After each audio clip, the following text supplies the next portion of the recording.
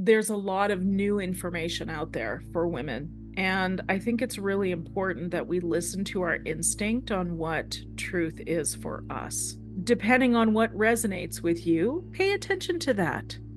If somebody who's a big fancy expert walks into the room and you think what they're saying is just a bunch of bunk, it's totally okay for you to leave the room and find a different room. Remember that as you're consuming, we're in an era of consuming. Information is the big one. It comes at us so hot and fast. Get into your body, allow your body to tell you what is the right way to go. In today's busy world, how can we find the inspiration, knowledge, and energy to live a healthy and empowered life? If we balance and harmonize our mind, exercise our body, live according to the laws of nature, and connect to spirit, can we find a way to heal, become our authentic self, and live our purpose with love? I am your hostess, Amy Fournier, and welcome back to Awakening Aphrodite. I am finally producing my first online course for women. It's about the 4 life stages of womanhood: the maiden, the warrior, the mother, and the wise woman. We talk about how these different life stages correlate with moon cycles, that's right, the seasons of the year, and even the 4 functions of consciousness. It's packed with amazing, helpful, practical information, and it's going to be a lot of fun. If you buy the course, you have lifetime access. There's training modules and video and even handouts, and you will have live calls with me and the other participants so we can share in this community together. Make sure you're on my email list so you will hear about it. That's amyfournier.com to sign up. So there you go, my friends. I can't wait to share with you all the things that I've learned that have helped me navigate through this crazy journey we're on together. Let's get to the wand. Please tell us what this beautiful wand is. We made a product that is quite handy and everybody can carry it with them. So this is a handmade product that you have now in front of you. Mm-hmm. Into the wand you find pure coherent water. And to make that water takes a year. That is put in the wand, and when you're using the wand and you put it into a glass of water, and then after 15 to 20 seconds, the whole glass is coherent. Mm-hmm. Okay, so what you've done is your team for 14 years have figured out a way to properly structure the water. So what you call coherent, meaning it's got the proper shape information, it's totally in harmony, it's full of light, biophotons, it's supercharged, powerful, in alignment with consciousness, ether, all that is, original source. And you guys have figured out a way to put it in this handy little device. It looks like a little bit of a pen, or we like to call it the wand because it does yield magic. And it's got water in it. The water inside this little cylinder is the properly coherent structured water, which you guys made. And you've packaged it in glass and quartz so it can hold it and transcribe it. And then all you have to do is put it in your home water source, swirl it around 10 to 30 seconds, and you've got coherent water. Do I have that right? Absolutely. If you want to purchase your own wand, which we highly recommend, you can get it on my website. I only put products I believe 100% used personally on mine. I couldn't get this on my website fast enough in my e-store to share with people, and you can even save 10%. You use the Amy coupon. It's on my website. Thank you for providing that, by the way. Welcome back to Awakening Aphrodite with Amy Fournier. This show is about helping you to be healthy and fit in mind, body, and spirit, as well as harmonize your masculine and feminine energy, tap into your intuition, your true source of power, and awaken your authentic self. Today, my friends, we are definitely getting into your true source of power. I love this conversation. You know, when you've never met someone before and you just click and hit it off? Yep, that happened on this one. This is a special one. I've been looking forward to it for a long time.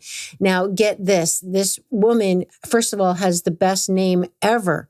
Her name is Dr. Fiona Lovely. Don't you love that?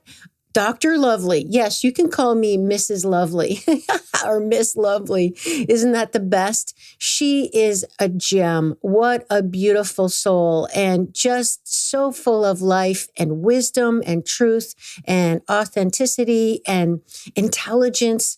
I just love this conversation so much. And I know you're going to too, because we talk about my favorite things: reclaiming our sovereignty, how we can be more powerful in our bodies as women with all the bumps and pimples and warts and whatever that we don't like. It doesn't matter. How can we own ourselves and get in sync with our cycles, our lives, our minds, our bodies, and our spirits?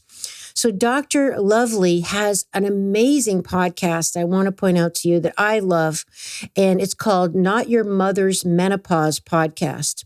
It's a great place to start to look into her work, as well as her amazing website and the community that she has built. She considers herself pretty much an expert on brain health and menopausal transition for women.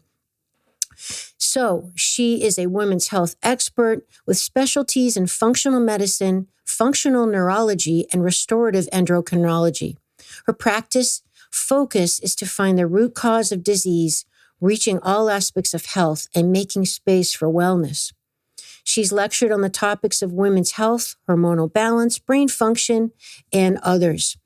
Millions around the world have downloaded her awesome podcast, Not Your Mother's Menopause, and you can find her work in the show notes as well as on Instagram at Dr. Fiona Lovely. So if you're interested in this type of topic, some of my other episodes you might want to hit up include episode 89, Holistic Women's Healthcare and Fertility, with the one and only Dr. Nathan Riley, episode 122, Understanding the Importance of the Menstrual Cycle, episode 202, Tired but Wired on Adrenal Fatigue with Kristen Files, episode 93, Making Sense of Womanhood and Modern Life, as well as the Rites of Passage, one of my favorite episodes. That's 93. And lastly, episode 161, which is a solo cast by me on the moon cycles and all the metaphysical and literal associations that we have as women with the cycles of the moon.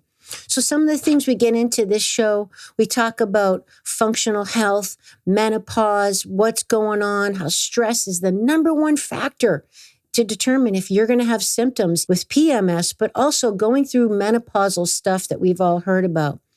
We get into nervous system regulation, the adrenals, habituating stress, how we need to discharge energy, some tips on exercising at midlife and how, yes, it is different and that's super cool and something you need to be aware of.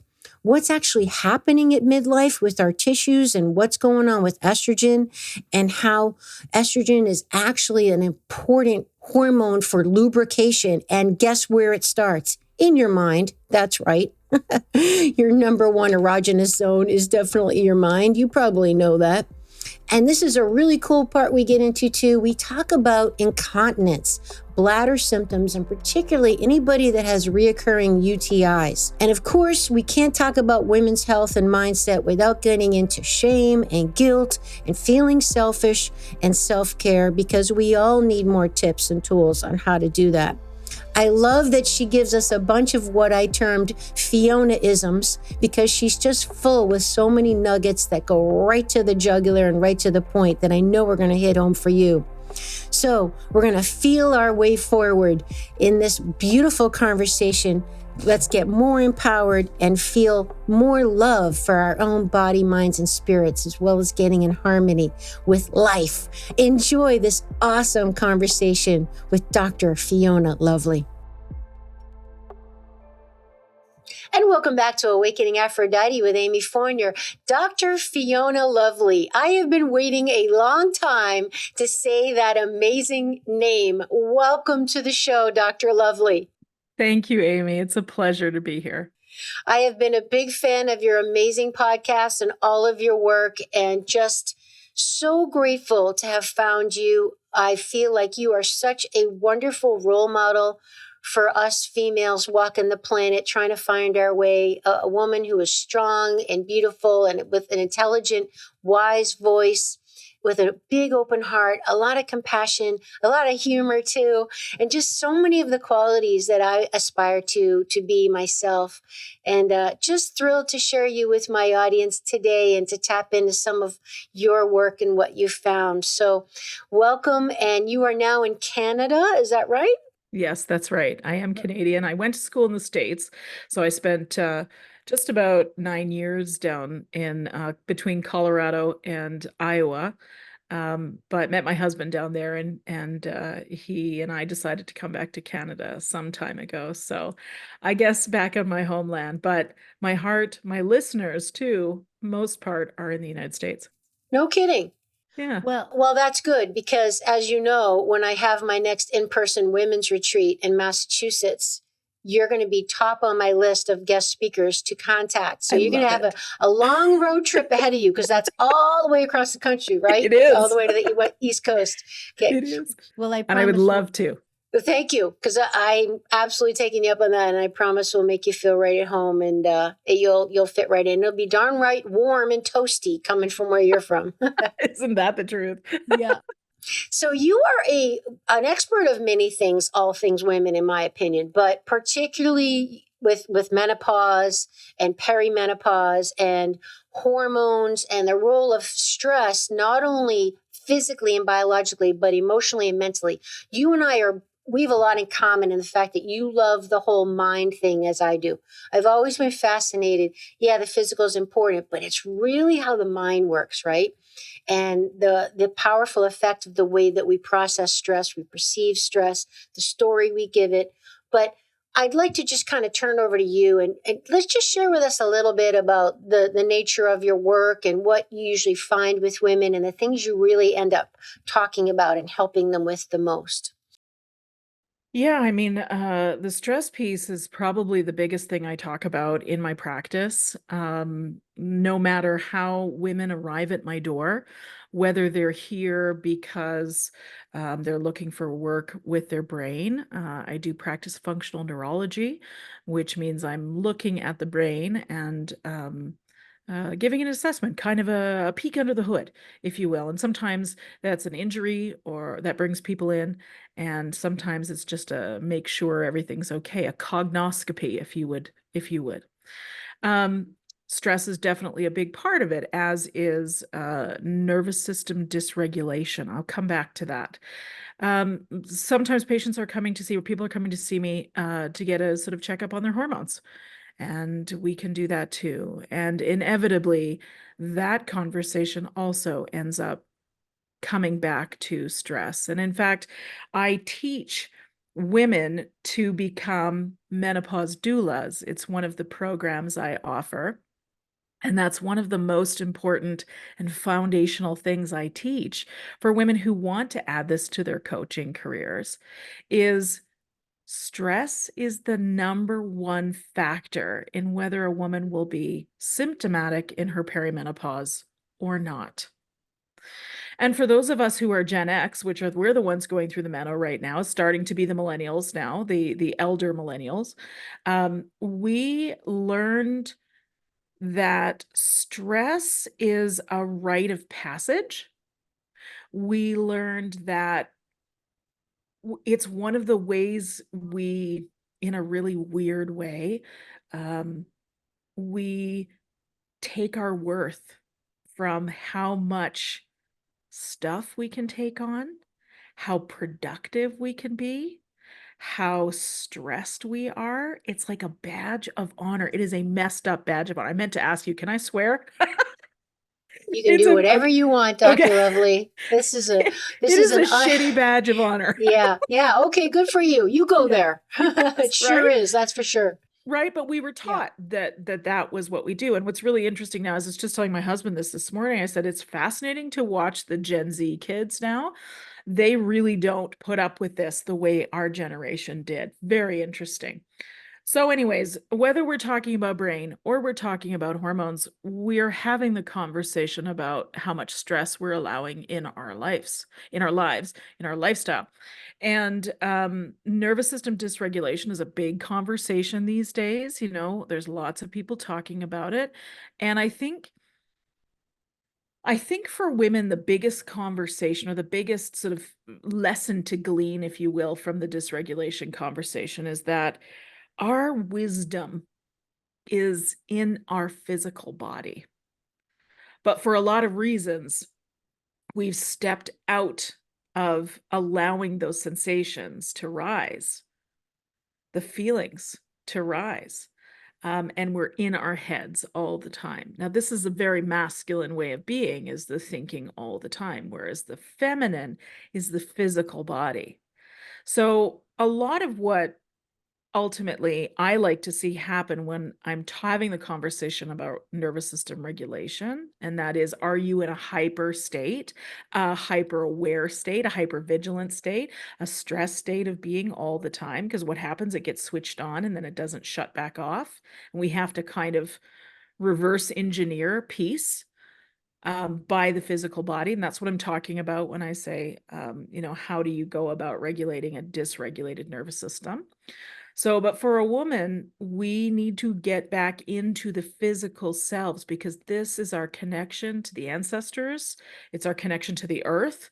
It is our creation center, our bodies.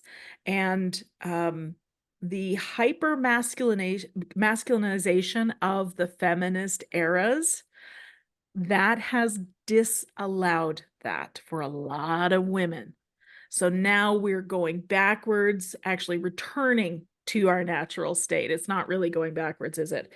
And getting more into the physical body. It's the embodiment practices. So I do talk about that a lot. And the podcast is a fun little tidbit. I started in 2016, so I've been doing it a long time. I'd never listened to a podcast before. I think I was about my 10th episode or so before I actually listened to somebody else's podcast to find out what they were doing. And at the time, I was so busy running my clinic that I just didn't have the time to go out and do the lectures that I had been doing for so many years before that, for 10 years or so before that. And so I thought, well, this is cool. Like I can just record a little tidbit and maybe some people in my neighborhood will listen and maybe some new patients will come to the clinic for it. I was thinking would it be a marketing thing or what? I did not expect it to have the impact that it has. I just released the 114th episode this morning. Congratulations. So yeah, thank you. It's been really fun. I've so enjoyed it, and having that deep connection to my community, to my listeners, I love it. It makes me so happy. It comes through. I am a subscriber, and as I mentioned in the introduction, it's one of my favorite go-to podcasts.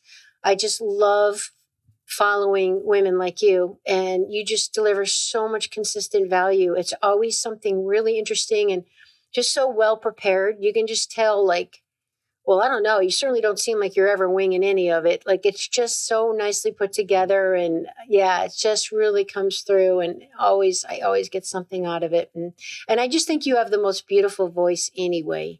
Oh, thank you. Yeah, it's another blessing for you. Is your name, your voice. Yeah, many blessings is a beautiful thing to witness. Thank you. And, let's get into just a little more nitty gritty on that, because I'd love for you to get into the relationship between like the inverse relationship between our natural feeling good, our mojo hormones like the progesterone and the estrogen, and even the neurochemicals like serotonin and whatnot, and the stress hormones, and how it can be an inverse relationship, just so women and our listeners and viewers can wrap their brain around, okay, I get it. She's saying stress is not a good thing. It's going to produce more pre-menopause and menopause symptoms.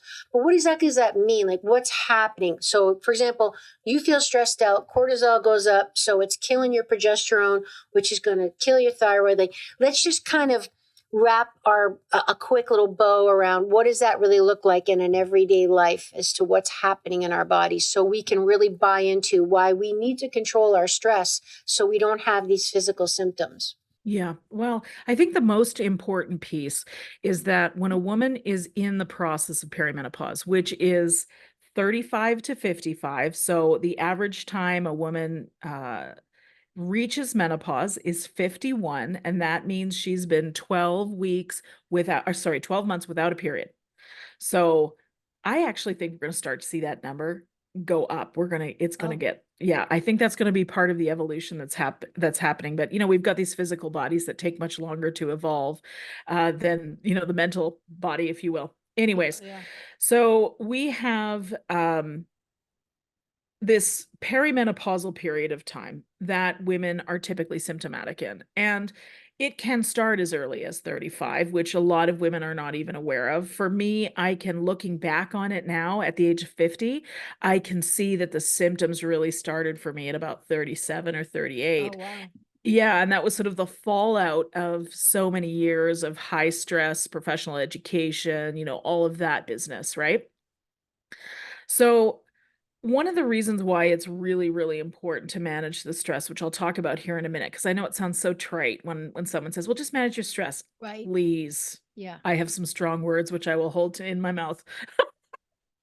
It's like, sure, manage my stress. Sure, Yeah. lose 40 pounds. Right, Sure, make right, $1 million. Like, right. Just whatever. relax. It's like when people say, just relax. Oh, Oh, okay. Well, why didn't do I you want think to of that? punch them? Yeah, exactly. Oh, what a good idea. Thank you. Done. I'm like, really? Yeah. Uh-huh.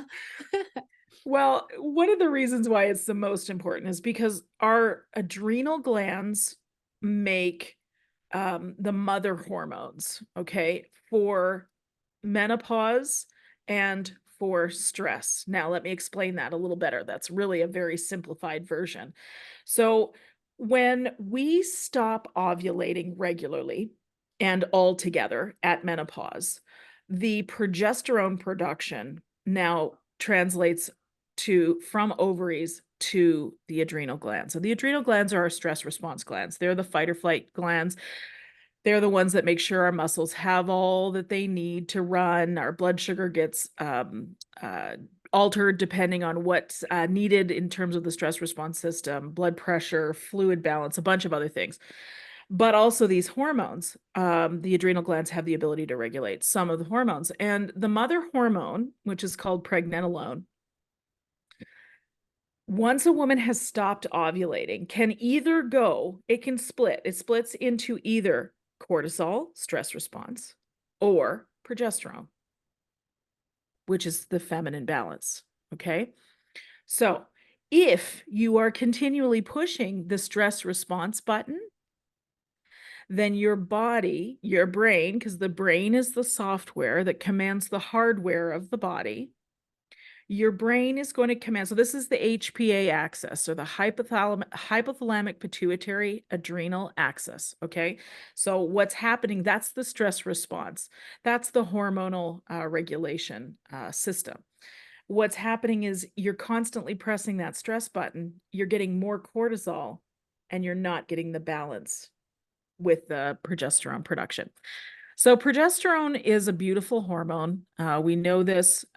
This is what makes women in their third trimester of pregnancy glow like they do, because Nice skin. yes, and they look beautiful, and their hair is thick, and And they're relaxed. yes, You're not stressed out. exactly, You're relaxed. You're cool as a exactly. cucumber. Because that placenta makes about 700 milligrams of progesterone a day in the third trimester. It's a huge amount. So I think about my own progesterone dose, which is 200 milligrams I take at bedtime to help me sleep. So it's a tiny amount compared to that. But Yeah. anyway, so this is where this comes from. We want that. It's the relaxing hormone. It helps us with GABA and the calming systems in the brain, etc. We really, really want that. But if we are, I think what happens, Amy, at our age is that we have it's not just that we're randomly allowing stress, but we have habituated it. Yeah. So it's become a behavioral pattern for us that we get something back from, right? So what I like to say when you have that moment of just relax, like, are you serious? Mm-hmm. Here's what I like to say about that. You listen to the podcast, so I know you've heard me say it. You can't control necessarily the stressors coming at you, but what you can control is how you react or respond to them. And so this is where the regulated nervous system comes in, because it turns out that the person in the room with the most well-regulated nervous system wins. Okay. So what you want to be is the person who sets the thermostat for the energy in the room when you walk in. Yeah. Let your own energy be the gym with which others figure out their own elevation, rather than being the thermometer for whatever's already happening in the room. Now, we have all known people like that when they walk in the room, everybody looks. And it's not about whether they're good looking or smart or well dressed. It's an energetic thing. So that's what a regulated nervous system looks like in a woman. It's irresistible. But that feels a little hard to reach for those of us, that are floundering around in the menopausal symptoms going like, please, I just want to have a good night's sleep. To hell with this regulated nervous system business. Yeah. So this is the argument for, if you will, for having those tools in your toolkit that will allow you to get into the state that you wish to feel. So the embodiment tools would be, to do the shake, to do a dance party of one. You can invite other people if you want to meditate, to exercise. Don't do it for any other reason than it just makes you feel calm and at peace. And you get all those beautiful neurotransmitters and hormones that just settle the whole system. A walk in nature will do that. We had a beautiful intention prayer before we started. That's a great way to regulate a nervous system. Like, it literally doesn't need much. For me, one of my favorite things is if I just hold my chest. That releases the same hormones as getting a hug from somebody else. Really? Yes, yes. And you could actually do a hug to yourself. Physically hug yourself. I've done that before. I physically have like soothed myself, like rubbed my own shoulders, like there. Yes, like it's someone would beautiful. calm you. Yeah. You can rub your arms just like your hands, just like you were putting some really nice lotion on. This is a lovely soothing thing to do. So there's lots of neurological feedback between the forearm and hands and the brain. So anything with the forearms and hands, this is a very sit. So I'm just rubbing my forearms and I'm just rubbing my hands just slowly together. It's a very calming, a very soothing thing. Now, another thing I like is just swaying. So now I'm in a chair that I can sway in. So I'm just kind of rocking back and forth, but I can also rock this way. Yeah. Forward and back. It's whatever feels good. Actually, forward and back feels really good today. Another thing I like is that I find very soothing is when I'm doing my stretching on my yoga mat at night. I lay face down and I, do whatever I have to get my neck comfortable, whichever way I want to turn. And then I just rock my hips slowly back and forth. Yeah. Now that is a somatic. Yeah, it's a beautiful thing. It feels so good. And when I first started doing it, I could be there for 20 or 30 minutes because it felt so good. I was discharging so much. And what I love about these tools, Amy, is that we're not rehashing our trauma.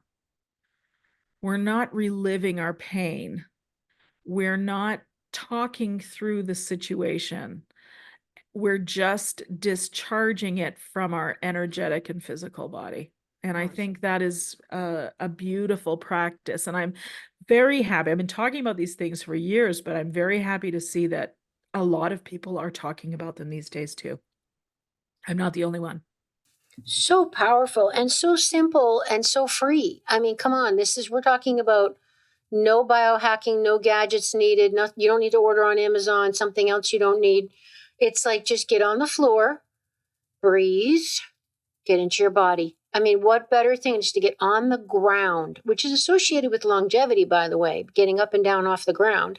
Oh, yes. Isn't that fascinating isn't that too, neat? right? Yeah. The strength, yes. That's a very cool thing. Like, literally, just for those not knowing what the heck I'm talking about, it's just being able to literally get all the way down on the ground and all the way up to your feet without grabbing onto a chair or any kind of assistance, using bending joints and muscles and all of those biomechanics and all those joints involved is actually associated with longevity. So I actually started a little practice when I first learned of that, actually, years ago, that now I always put on my shoes on the ground. And sometimes it's a big pain in the butt.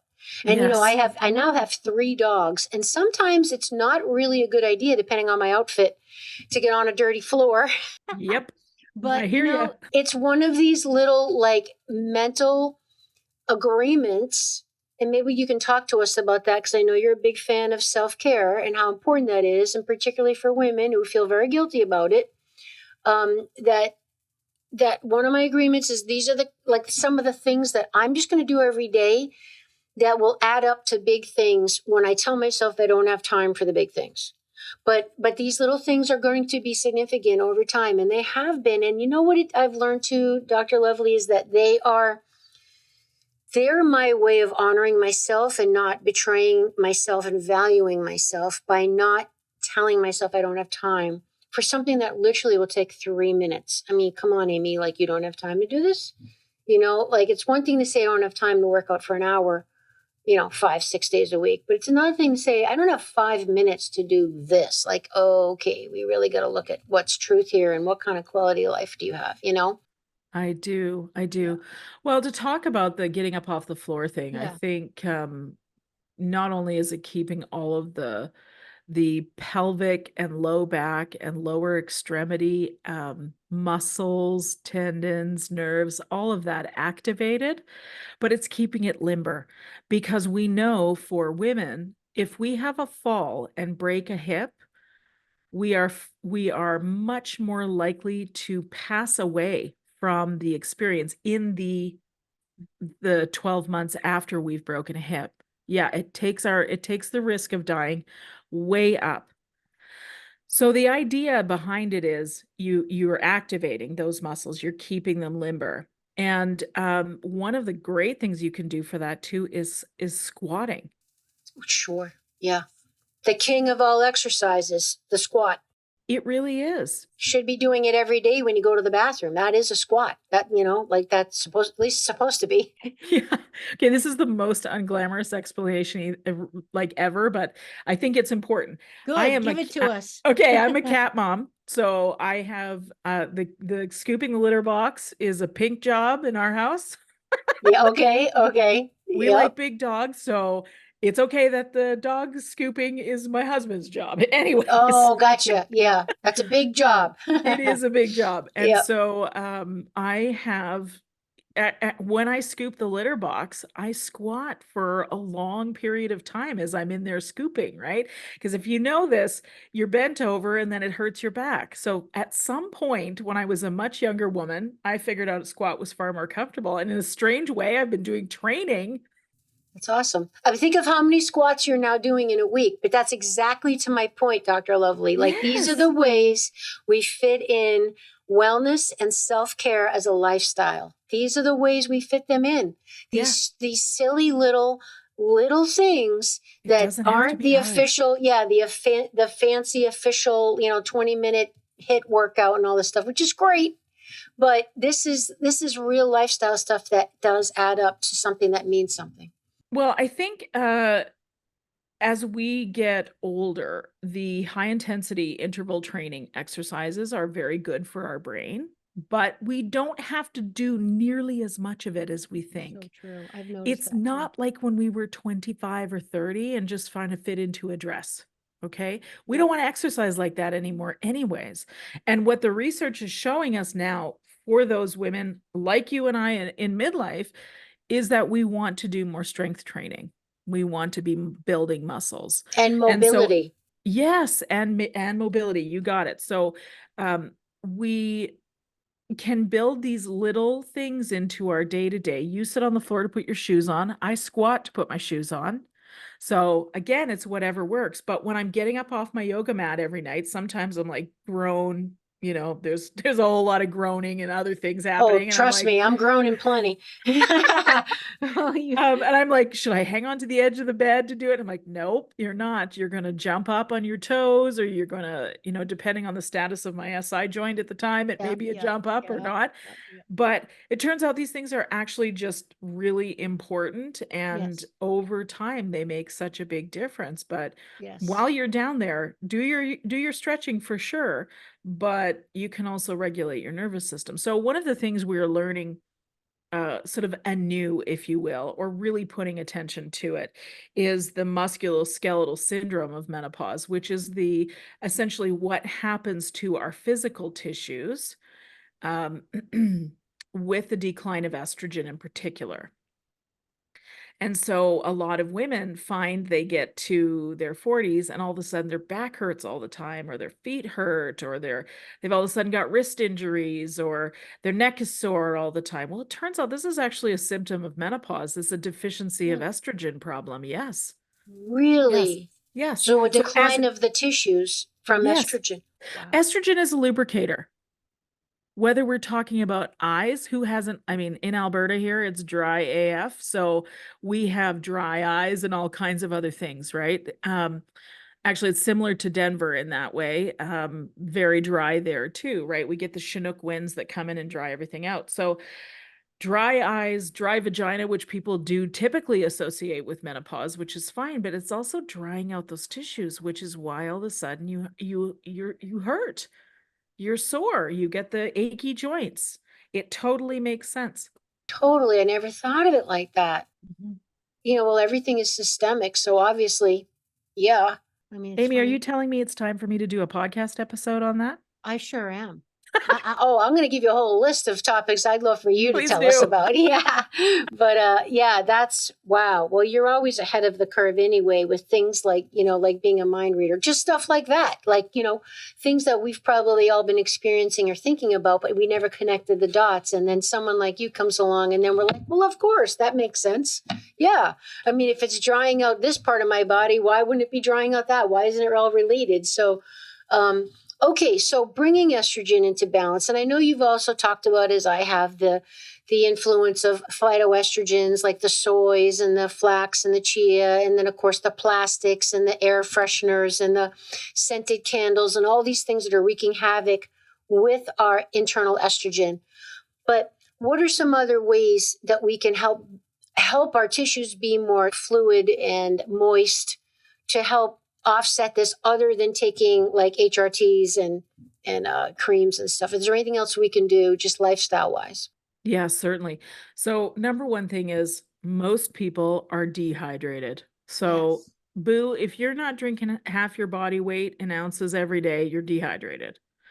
And chances are when you start drinking, I know I've got my variety of beverages. Mhm. There's even an extra one over here there. Awesome. So this is it's so important, right? And here's what starts to happen for women at our age is we start to have troubles with our bladders and we leak, or we sneeze and we pee a little bit. So what happens is women stop drinking water because they think if their bladder isn't full, and it's like, whoa, trust me, that is not the way to do it. So first of all, if that is you, it is extremely common. It's 2/3 of us. By the age of somewhere in our 40s, we're starting to have potentially some issues, either leaking urine or having a little sneeze and a pee or a cough and a pee or whatever.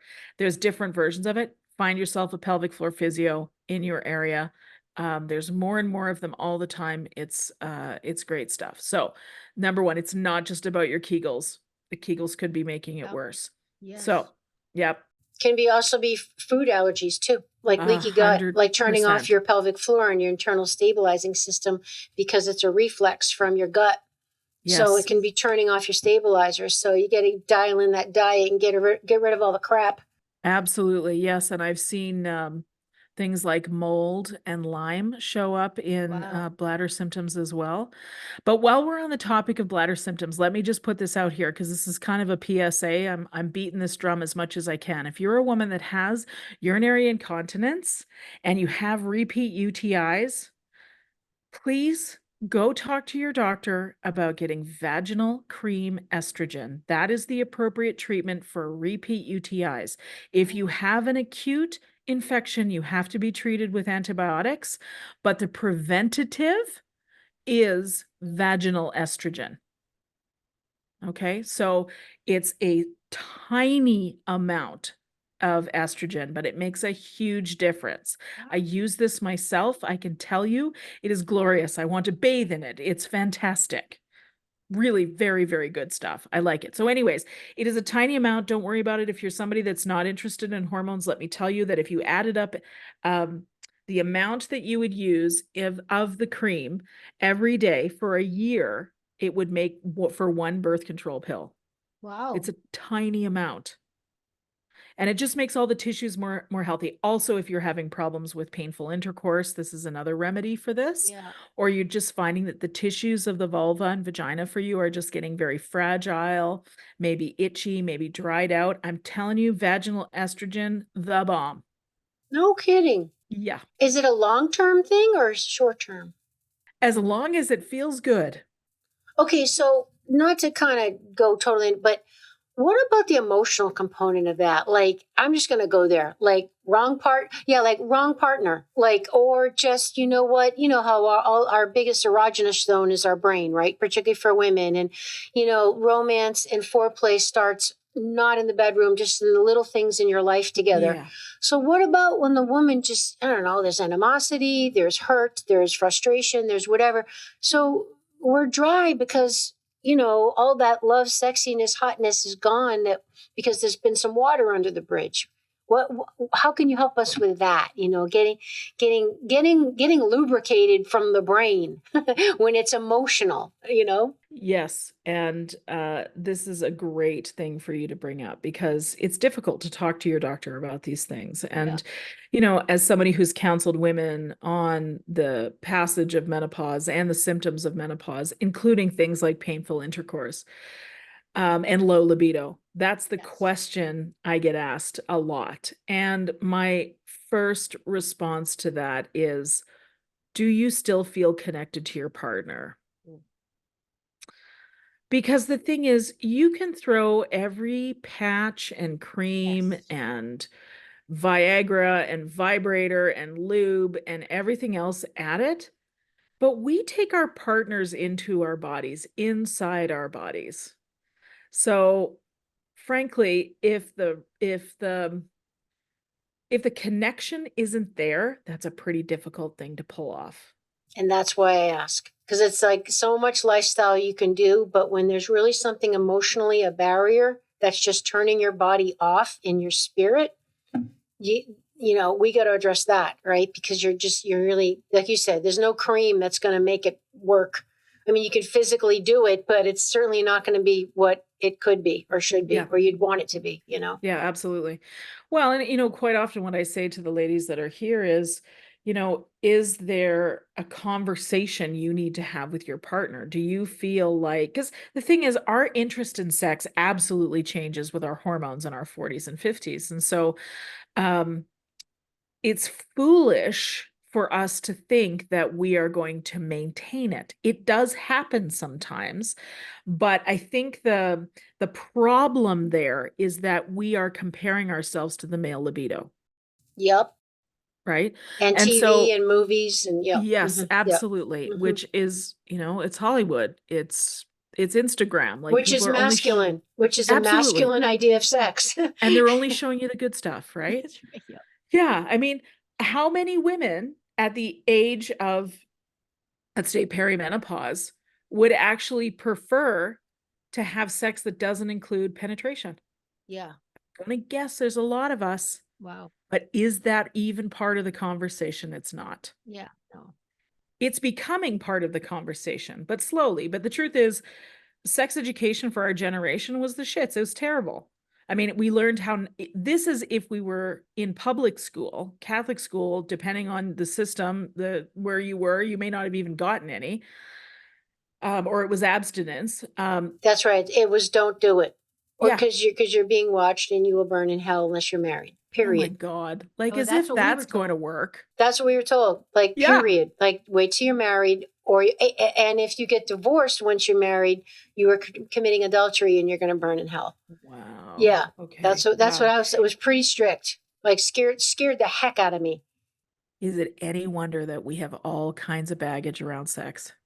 Well, I wasn't really going to go there, but yeah. Yeah. I'm trying to heal that. Yeah. I mean, I've come a long way, but But it sticks around, doesn't it? I had a patient a few years ago.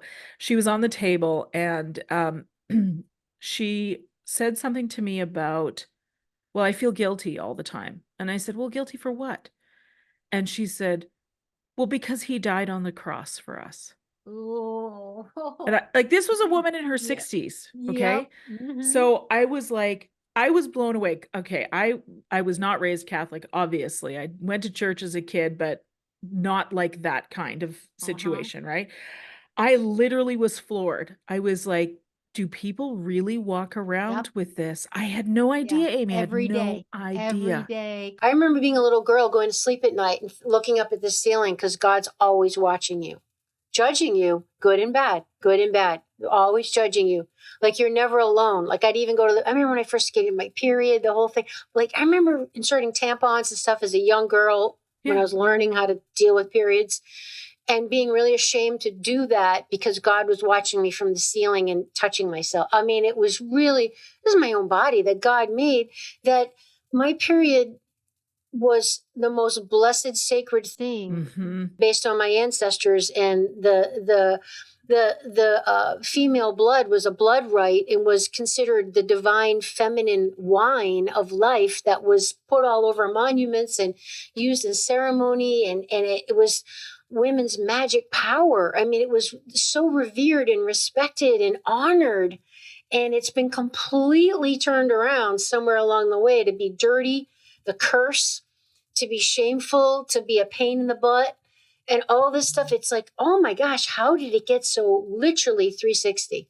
Yeah, wow. But hopefully it's coming back because we're starting to understand the I importance of hope it. so. I hope so. I mean, I think it's all part of the learning that we are having right now that is about the patriarchal systems, the paternalistic systems, the great institutions that made rules that gave us frameworks to be good little workers. Yeah.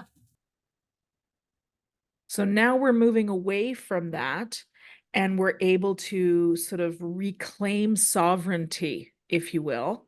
Yeah. Something that really woke me up too as a practitioner was, lots of times I've done fertility counseling. And one of the best ways to know whether your body is ripe for pregnancy is to check your cervical mucus. So, but that's not the same secretions that are available on the outside of the body. The cervical mucus is very specific. So you have to get to your cervix in order to get it. Fingertip, it feels like the end of your nose. It really does. I tried it out once. I was like, yeah, that's exactly what it feels like. Okay. That's what your cervix feels like, exactly like the end of your nose. So that's how you know you're there. But I had a young female come in for counseling, and I asked the partner to be there because it's important. You guys are doing this together. Here's some tips, kind of thing. And she said to me, I said, well, you need to check your cervical mucus. You should do it for a few months just so you start to chart, which days you're ovulating on because it's different for all of us and that sort of thing. And she said to me, she said, I do not feel comfortable finding my own cervical mucus. At least she admitted it so you could help her. Yep, she Yeah. did. And Yeah. again, it was an eye-opening experience for Yeah. me. And what was amazing was her partner in the room said, I'll do it.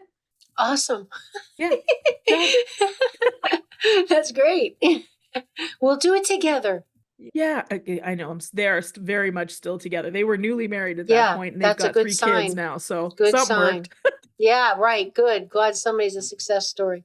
Yeah. Isn't this incredible how disconnected we get from our bodies? But I'm so encouraged, Dr. Lovely, because I feel like we're coming back. And, we started the show today with you talking about how the feminine is the embodiment, that's getting in touch with the body. And everything we're talking about, I really like to bring the good news for people that, yeah, okay, maybe it's been that way, but hey, let's reclaim it, and I've heard you had a great show on feminine power and talking about how women have been not comfortable with being powerful. It was considered to be unattractive to have a female be powerful because she'd be a bitch or gruff or unattractive or rude or selfish. God forbid we be called selfish as Oh, women. God. Right? That's like the S word. Yep. So, do you have any thoughts on just kind of trying to bring the good news for people? Like, how can we be more powerful in our bodies? How can we do the self-care without guilt and feel more love and more embodiment of ourselves, of just getting to, I know you're a big fan of, getting a mirror and looking at your own body parts, because a lot of us don't. You have a whole show on telling us what our body parts are, in our genitals, and because a lot of women don't know, because we weren't taught. This is part of why I love your work, because you're going there with such practical, important stuff. So do you have any thoughts on that, on trying to, like, On how power. tips? Yeah, Yeah. like just becoming more powerful in ourselves, our own bodies, our own gifts, our own miracles, and our own abilities. I sure do. Thank you for asking. So first thing, especially as the follow-up to this conversation we've just had, is that if you do not feel comfortable with your body, or you're experiencing guilt, or you're experiencing um, the shame that can come with the feminine body, the first thing you have to understand is you have been sold a faulty bill of goods. That is not true. I want you to, and if you're listening to me and you're like, I'm not sure, just close your eyes and feel connected to the earth. Feel like you have cords of light shooting out the bottom of your feet that go deep into the earth. Feel grounded in Mother Nature. And then hear what I'm going to say. And if it doesn't feel right for you, that's fine. Move on. It's all good. But if it does, I want you to hear the truth in what I'm saying. The feminine body is the creation space for human beings. We are literally the creators of the physical self. We make the babies. We nourish the babies. We give birth to the babies. And with the exception of the original sperm that makes for the fertilization, we do that entirely ourselves. That power scares the shit out of the establishment. That's why they've always tried to control it. They have always tried to control it. They do it through religion. They do it through education. They do it through politics, right? And now medicine, and Medicine. with vaccinations. Yes, absolutely. You got that right. You have more power in the United States if you have a gut than if you have a uterus. How the hell did that happen? Wow. Doesn't that give you shivers? I never thought about it like that, but it's true. Yeah. Breaks my heart. Actually, it breaks my heart. Anyways, so let's bring it back to the power. So if you're ever feeling like you are disempowered, or you're in the guilt, or you're in the shame, recognize that it is not your own. That is a message that was delivered to you by your community, by your society. And it's okay to see it as somebody else's. You don't have to blame them. They're just a part of the system too. And you can literally just choose to put it down and say, what is new and truth for me? And I promise you, the answer to that question is not inside your head or your thinking. It's in your body. It's in your gut. It's in your heart. So if you're not sure whether something is truth for you or not, do one of the embodiment exercises that we talked about at the beginning of this beginning of this call, this chat, and then go back into that space and say, what am I feeling shame about? What am I feeling guilty about?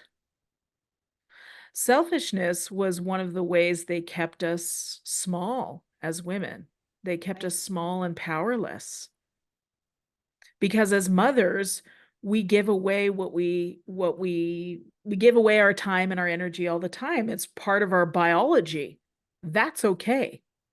But then it gets hijacked for other things. That's BS. And you do not need to perpetuate that for yourself. So if you can recognize in yourself that that is not your truth, it's somebody else's programming that you picked up when you were a child, because frankly, we're defenseless when we're kids against this kind of stuff. We're just open. We're just absorbing everything in our environment. So this is how you start to reclaim your power. If you're still cycling, if you still have menstrual cycle, there's power in there, mamacita. Right? Chart your cycles. Start to recognize when you have the energy and when you do not. For me, I'm still cycling. So anytime I get asked to do a big talk or I'm being brought into a program somewhere, I'm launching a program. First thing I do is look at my calendar to see if it's the week that I'm bleeding. If it is that week, nobody gets to interact with me on that week unless it's, patients in the clinic, which is fine. I'm used to that at this point, but no big energy, no big outputs. No, I'm not going horseback riding or swimming with my cute little Tampax and my white shorts. What a bunch of horse shit that is too. Sorry. Amy, I got kind of excited there. Just plug in a tampon and keep going. Can That's you what we're imagine? told. That's just keep going. Keep going. Yep. Actually, one of the biggest things that I learned, one of the things that helped me most about my body and my cycle was at some point in my perimenopause, I found that sometimes I just didn't want to use a tampon. My body just didn't even want it. So it was like, okay. And this is, I've come to find out, fairly common. So for the first time in my 40s, since when I was 13, when I started cycling and was using a pad for about 6 months or so, I went back to pads. Thank God they're much better than they were back then. But just to be able to actually have the experience of feeling my flow was very empowering. Right. Yeah. So if you have pelvic pain, I'm going to invite you, if whoever's listening, if you have pelvic pain, try just using a pad. Nothing inserted. I never thought about that, but it's so true. I mean, that's like back in the day, men would wear kilts and skirts to help the flow and the connection of the ground earth energies with their bodies. That was the reason, to keep that open air circulation. Oh, so you and I both know they were just airing their balls out. Oh, well, probably. Well, you know what? I just thought of something quite rude, but you probably know where I was going to go with that. So, but it makes sense to your point. I never thought of it that yes, it's supposed to flow out. That's the whole idea, is the flow, not to stop it like plugging a dam. Yeah, I never thought of it. Wow. Yeah, that's right. It's just like I had the experience of using it. By the way, hormonal birth control for women is a godsend and not a perfect thing for a lot of women. A lot of us just can't tolerate those high levels of hormones, even on a low dose pill. And I was one of them. That's how I ended up being interested in women's health. I was educating myself, and then sort of got pulled into doing it professionally, I guess. No mistakes there for sure. But birth control pill made me feel terribly, terribly sick. I was nauseous. I was a bitch. And I thought, well, nobody's going to want to have sex with me. And here's the funny part. I thought this is what you're supposed to do, because then, you get to have sex without a condom and all of this. But, we miss the magic in the hormones and the experiences that we have. So start to educate yourself about your cycle. Recognize where in your cycle you're having the best energy, or maybe the lowest energy, or maybe you need more food, or maybe you need less food, or maybe you need more sleep, etc. Start to educate yourself. That's very powerful. Now, if you're past cycling years, then start to connect your energy with the phases of the moon. So we are today recording this on the Capricorn new moon, which is a big deal. Today is a big energetic portal. It's January 11th, so 1/11. It's a big deal. Planets are behind us. Yes, exactly. Hopefully the craziness is behind us, but I guess humans are always entitled to have that experience. But anyways, so start to become aware of where your body, where your energy fits in with the moon cycles. And probably one of my favorite resources on this is a book called Do Less by Kate Northrup. Oh my gosh, I know her. Do you? Oh, of course, the Northrups, Annie and Dr. Christiane. Yes. Yes. Yep. I can thank Dr. Christian for showing up on the Oprah show when I was a kid for the work that I do. No kidding. Yep. Yeah, she's one of my mentors too. Always has been. An incredible pioneer. Yep. Yeah, absolutely. I got to meet her in 2017 quite accidentally, and I fangirled so hard I couldn't say a word to her. I just bawled my eyes out. It was so ridiculous. Like the only other person on this planet. She's used to it. Oh, God. Because I felt like a damn fool. I couldn't even properly thank her for being the goddess that she is. Oh, wow. You'll have another chance when you come to our retreat. Oh gosh, just don't tease me like that now. Come on. Dr. Awesome. Northrup is amazing. Yeah. I'm so grateful for her because I grew up in a very British household, so we just didn't talk about sex. It was just not discussed. Same. And we certainly didn't talk about women's bodies. And thankfully, Dr. Northrup was on Oprah when I was a kid, and I paid attention. Mm-hmm. There was truth for me. Same here. I feel the same way. Like just another, I always say we need these strong role models. And when you find them, hang on to them and follow them. Yes, because, absolutely. And I think, they're becoming, with all the mediums that we're having with the exodus away from mainstream media like ABC, CBS, and, now we got Telegram and, all these WhatsApp app, whatever it is, like all these other free speech channels that people are finding. We're finding these people that weren't given microphones, that weren't given the platforms, weren't given the voice. The challenge is a lot of them are just too busy doing the thing and they're not out there promoting the thing. I know even myself, like my team is always on me for like personal selfies and more of my personal life stuff, but it's like I'm living. Like I'm not the person who's going to stop and go, wait, let's take a selfie. Like I'm in it, but that's my I hear you. I hear I get that all the time. My podcast agents just last week said you need to do more social media. I'm like, dude. Yeah. I'm it's living. You and I remember the world before the internet, right? Whereas I think I do too. Easier then. It wasn't as frantic. I know you've used the term several times, hypervigilant, and I know I've heard that a lot too. So talking about deregulating our nervous system, it's because we're just ramped up because we're never off. It's never off. We're never off. That's right. And it's not. And to your point about the moon cycle, which I love, I did a great show on getting in sync with the moon rhythms, and women are really starting to understand. That's where menses comes from. It's the moon. That's the root of the word is moon. And it was always around the moon. And so I'm just so grateful we're kind of getting back to that wisdom, which I love. And, one of my favorite things here as we get toward the end, you've got so many wonderful little snippets of gold. I like to call them Fiona-isms. And one of my favorite is you say, we can either choose love or fear. We can choose healing or sick. And we can choose growing or stressed, but we can't be both. And I love how you say choose. Can you just kind of get into a little detail of how it's one of the other of those two things? Because I think it's just so simple and so true. Yeah.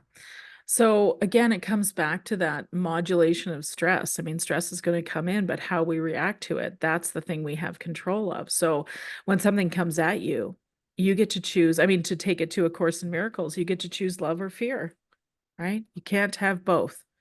So boo, which one are you going to pick? Now we have a world that wants to make us afraid. So you have to recognize that and say, but that's not my truth. And it's okay. You can be loving in that space.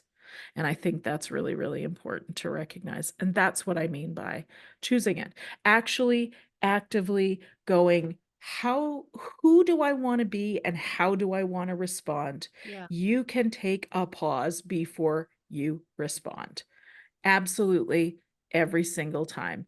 And I think what you'll find when you start to become aware of your patterns, what you'll find is that you're reacting habitually based on past experience for 98% of what comes at you on a daily basis. And then when you see that, that's so powerful. You can choose in that moment to be the highest version of yourself. Remember, be the one who sets the tone in space, in the experience. Be the one. We can do that. That is our ultimate power. And remember, for women, it comes from the body. It does not come from thinking. Yeah. It's not here. It's here. So if you're feeling like you're spinning, do something to get yourself into your physical body. This is where your power is. Such important, right on the money advice. Completely agree. I love it so much. Okay, so thank you. This has been incredible. Of course, I have so many other things I'd love to talk to you about. Perhaps you can come back because there's just so much richness in helping women. Maybe what we'll do is we'll let people digest this and we can circle back on some other topics. Go a little Amy, deeper. I would love to. Yeah. Yes, Thank I you would love to so come much. back. You bet. Thank you. This has just been, well, it's everything I had expected it to be, and of course more. So, but do you have any kind of final thoughts to make you feel kind of complete with our discussion today? Well, I think there's a lot of new information out there for women. And I think it's really important that we listen to our instinct on what truth is for us, because we've all got a different opinion of what works. So, depending on what resonates with you, pay attention to that.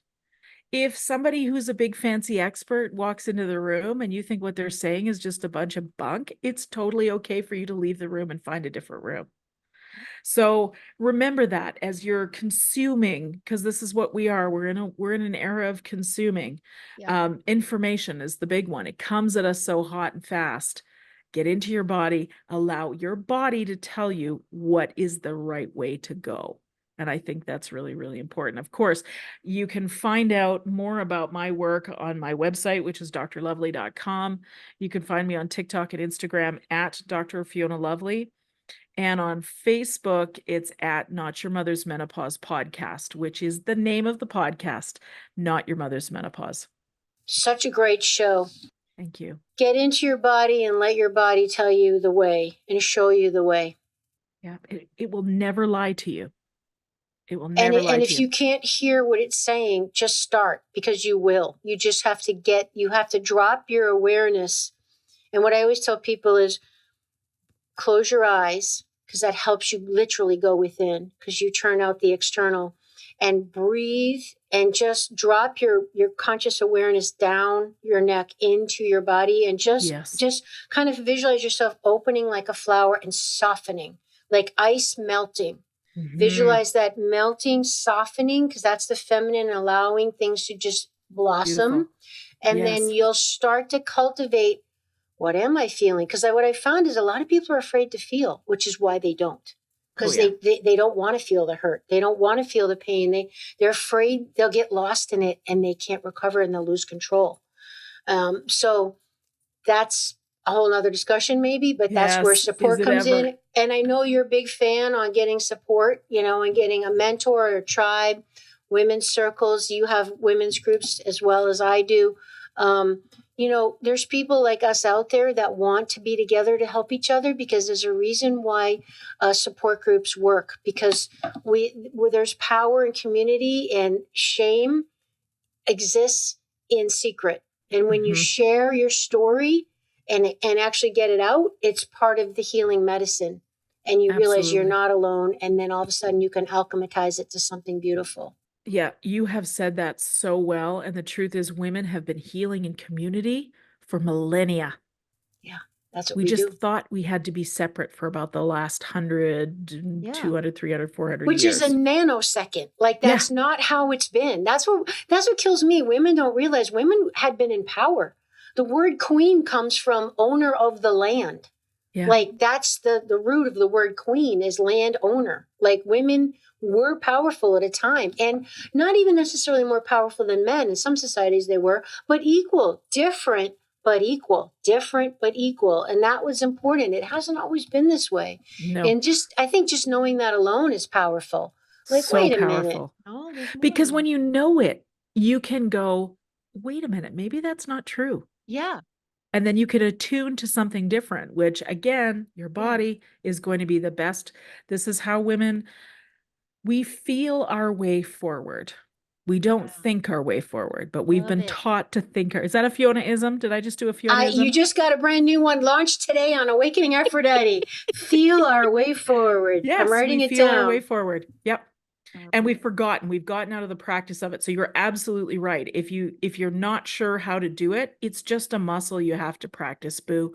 I had to do it too when I started to learn that my body had all the information, and it's okay to just be like, I'm not sure how to do this. It's okay to be a neophyte at it. But there's so many of us on social media, on podcasts, talking about how to start to gain that truth. We feel our way forward. Let's feel our way forward for the rest of this day. Dr. Fiona Lovely, amazing. This has been such a fantastic show. I know you dropped a lot of wisdom and knowledge that's going to really help my audience. Thank you so very much. It is absolutely my pleasure. It's so beautiful to be in a conversation with someone like you, Amy, that is really just plugged into the goddess. So thank you for bringing this to me today and to your listeners. I'm grateful. Thank you. Oh, great spirit. Thank you, everyone, for being part of this walk with us together. And we hope to see you all in person. Please check out Dr. Lovely's amazing offerings. They'll be in the show notes.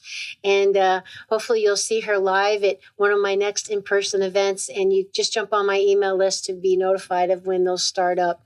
Okay, everyone, over and out from Aphrodite headquarters. We'll see you next time. Bye-bye.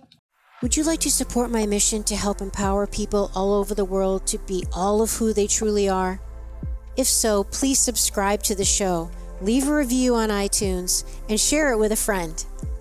And if you're looking to take immediate action to align your energy and optimize your health, visit amyfournier.com. Thanks for listening to Awakening Aphrodite. Let's awaken her together in you. I'm your hostess, Amy Fournier, and I already can't wait to be with you again and for you to hear what I have planned for the next show. Thanks for listening to Awakening Aphrodite with Amy Fournier. To learn more about Amy, check out her website, amyfournier.com. That's amyfournier.com. You can also check out Amy's live and on-demand virtual fitness and yoga classes, and sign up for her newsletter to receive a free mini ebook of 3 of her top tips for making holistic health a lifestyle. Again, that's amyfournier.com, and get your ebook sent to your email immediately. Connect with Amy on the daily on Instagram at FitAmyTV, FITAMYTV, and watch many of the podcast episodes and subtopic clips on her YouTube channel, which is also FitAmyTV. Enjoy, and we'll see you next time on Awakening Aphrodite.